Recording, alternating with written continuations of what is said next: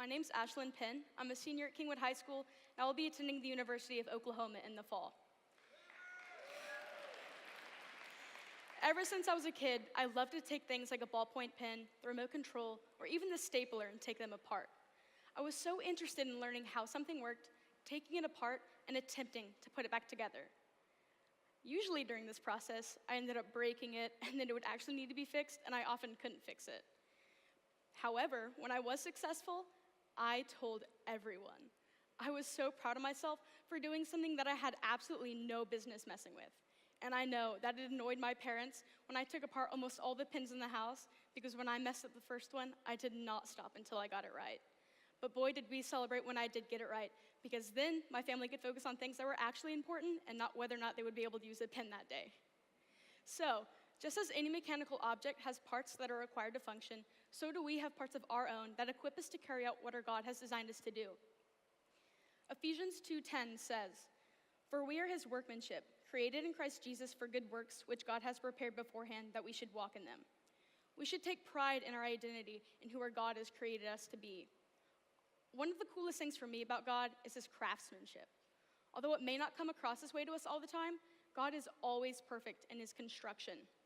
He shapes and molds us as Christians, teaches us every day, and he sometimes even breaks us down just so that we can get built back up even stronger. Getting to have a personal relationship with the greatest architect and designer in all of history makes coming to church, my quiet time, and even just my day-to-day life so much more special and humbling. So, just as I would celebrate in my success as a troubled creator, so should we celebrate when we are successful in the Lord, for he is the ultimate maker and provider.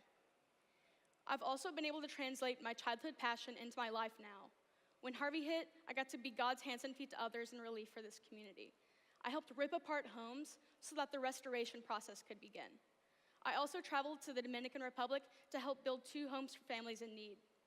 Getting to see the contrast between destruction and reconstruction was very powerful for me to experience. Especially because of the encounters I've had in my own life, I definitely recognize God moving both here in my backyard and in another country.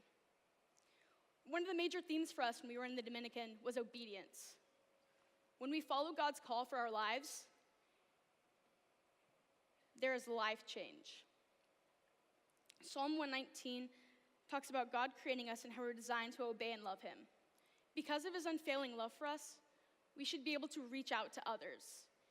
When we are actively pursuing God and his plan for our lives, there is restless expectation when we are in the presence of others. When we obey God, he works miracles through us. When we were in the Dominican, the villagers came running to us when we arrived. There was so much joy and hope at just a glimpse of our bus coming down their dirt road, because they trusted that we would deliver what we had promised. This should be the same exact reaction that we have when we are in the presence of God, because we know that he is with us and that his love will overcome all doubt and fear. I'm sure that families here in Houston were also very encouraged that they did not have to go through such tragedy alone. Faithful people and faithful churches like this one went out to even strangers' homes and obediently served with love and compassion. It is difficult to be obedient, and it's not always one of my strong suits. But when we do what God has called us to do, he will massively provide. Verse 77 says that your law is my delight. And I don't know about you, but it is very difficult for me to feel joyful when I feel restricted by rules. But let me tell you that it is so incredibly rewarding. Without rules, there is chaos. And without conviction, we often don't make the right decisions. But when we do hard things with an expectant heart, God extremely blesses us. Jeremiah 29:11 says, "For I know the plans I have for you, declares the Lord. Plans to prosper you and not to harm you. Plans to give you a hope and a future." God knows our path. Trust it. It will be difficult and it may feel tedious, but when we follow that still small voice, God will provide immensely in our lives. I know that I have been extremely blessed. I can confidently say that the week that I was in the Dominican and the week after Harvey is some of the hardest work that I have ever done. But even when I was physically exhausted, I was mentally and spiritually revived and strengthened. God will lead us where we need to be if we listen, trust, and obey him.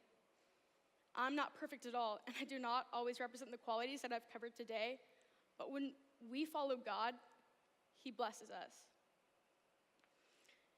God will meet us where we're at if we ask him. If we truly desire to be in a deeper relationship with him and we truly want to be a warrior for his kingdom, God promises that he will meet us where we're at and provide immensely in our lives. If we would just simply open the door to God's plans and his promises for our lives, he will massively exceed our expectations.